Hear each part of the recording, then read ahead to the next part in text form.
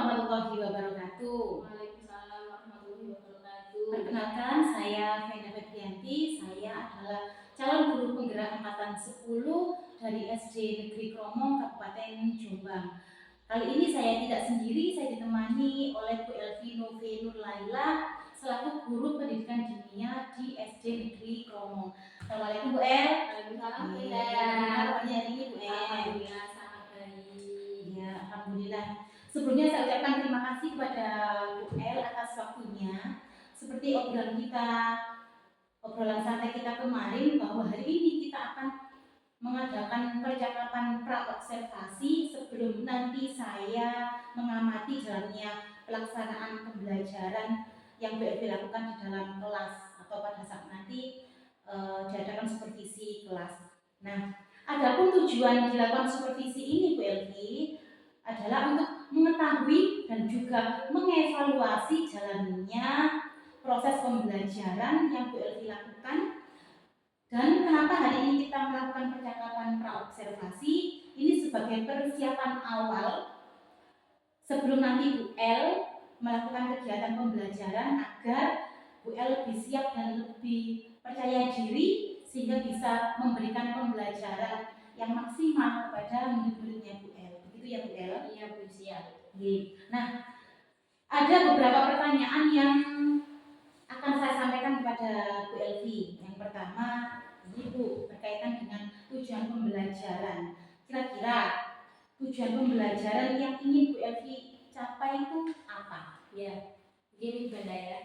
Berdasarkan rencana pembelajaran yang saya susun, tujuan pembelajaran saya nanti adalah peserta didik mampu memahami tujuannya, memahami cara membaca dan menulis huruf pego. Karena sebagai besar murid saya belum bisa pegon Bu, dan masih ada yang belum mengenal huruf hijaiyah.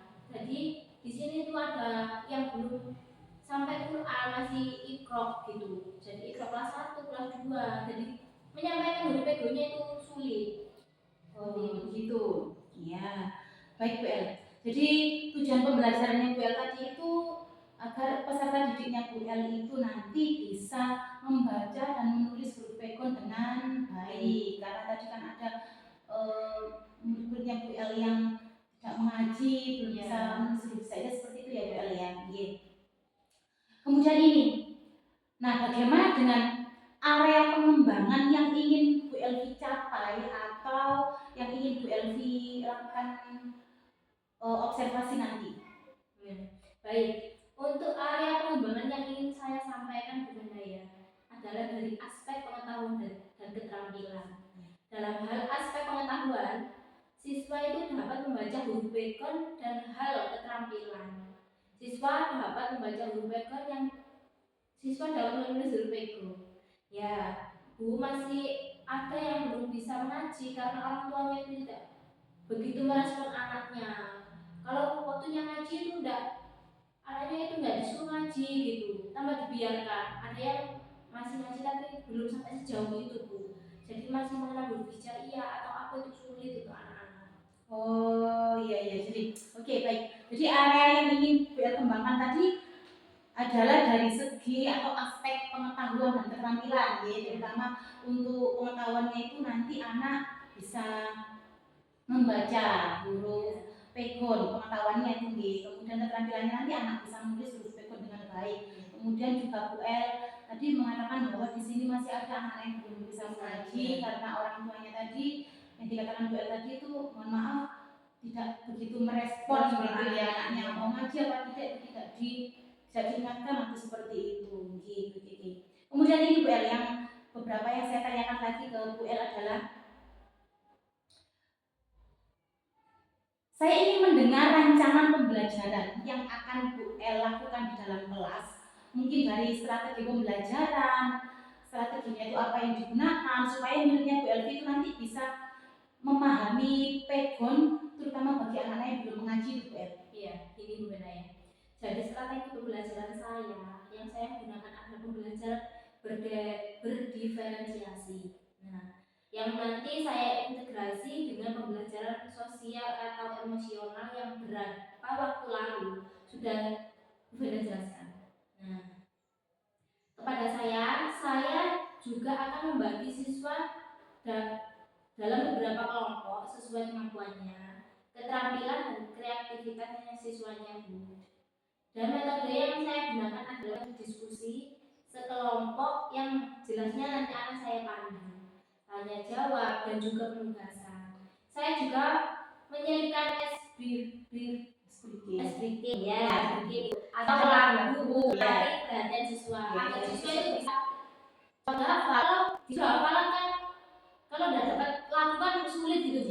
Kalau bisa anak nggak bisa baca, tapi kita itu bisa melakukan menyanyikan itu kan anak bisa gitu, bisa berpikir atau nggak bisa menghafal. Oh saya tidak bisa baca, tapi saya bisa mendengarkan. Jadi anak-anak itu bisa untuk hafalan gitu. Ya, lebih mudah menurut lebih mudah kok menggunakan lagu-lagu seperti itu ya. Betul sekali. Kemudian ini ya, oke. Baik, jadi strategi yang Bu El terapkan tadi yang sudah Bu El utarakan saya adalah menggunakan pembelajaran diferensiasi, kemudian Bu El integrasikan juga dengan pembelajaran sosial emosionalnya anak. Kemudian Bu El juga membagi siswa dalam beberapa kelompok sesuai dengan kemampuannya, keterampilan dan juga keaktifan siswa. Kemudian Bu El juga menggunakan metode tadi ya yang Bu El sampaikan ke saya, metodenya diskusi kelompok, kemudian ada tanya jawab juga dan juga penugasan nanti nah, seperti itu. Nah, bagaimana dengan ini Bu? Media pembelajaran yang Bu Elvi gunakan dalam proses pembelajaran nanti itu apa kira-kira? Ini Bu Ena ya, untuk media pembelajarannya saya gunakan buku panduan pendidikan dunia saja. Kemudian nanti saya berikan banyak contoh-contoh di papan tulis. Saya juga menyiapkan LKPD juga. Ya. Nah, itu sudah berarti Bu El sudah punya langkah-langkahnya, sudah diperinci sekali langkah-langkahnya. Nah, kira-kira Bu, kapan nih Bu El akan memulai melakukan pembelajaran tersebut? Mungkin di hari apa, di kelas berapa, dan di jam keberapa ya? Iya besok Bu. Kebetulan besok Selasa.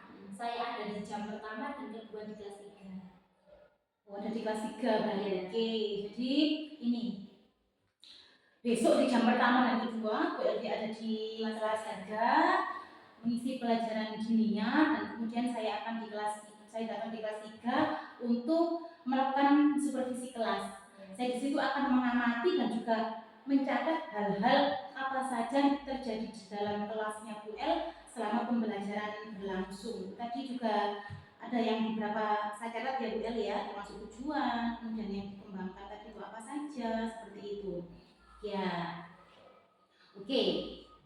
Nah, nanti setelah kita melakukan observasi kelas atau supervisi kelas, setelah itu nanti kita masih ada beberapa percakapan terkait dengan percakapan pasca observasi Bu El, yaitu jadi percakapan itu nanti kita gunakan untuk merefleksi atau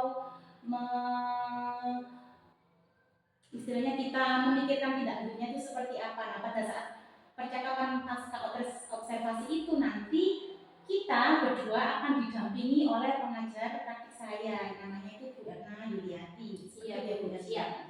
Oke. Baik Bu El, sebelum kita akhiri percakapan kita hari ini, kira-kira nih apa sih yang sudah Bu El dapatkan dari obrolan kita, dari percakapan kita ini Bu El? Iya. Jadi percakapan kita ini tadi saya mendapatkan gambaran strategi dan media apa yang saya gunakan ketika melakukan pembelajaran besok. Oke, jadi Bu El jadi percakapan kita hari ini itu sudah istilahnya Bu El sudah punya gambaran. Ya, Bu El itu Bu El kan juga sudah membuat RPP juga ya, yang tadi sudah diberikan ke saya. Kemudian dari percakapan kita ini Bu El sudah punya gambaran besok Bu El harus bagaimana seperti itu. Kemudian strateginya juga sudah Bu El pikirkan, kemudian media pembelajaran apa yang Bu El gunakan, seperti itu ya Bu El ya. Jadi perasaannya lebih gimana ini? Lebih plong ya. Oke. Jadi terima kasih atas waktu yang Bu El luangkan untuk berbincang-bincang dengan saya pada hari ini. Sampai bertemu di kegiatan observasi kita hari Selasa besok di kelas 3 jam pertama. dan kedua. Dan demikian percakapan pra-observasi kita hari ini. Sampai bertemu di kegiatan observasi kelas dan juga percakapan pasca observasi. Assalamualaikum warahmatullahi wabarakatuh. Waalaikumsalam. Terima kasih Bu El. Iya, sama-sama Bu Terima kasih. Indah. Sukses selalu.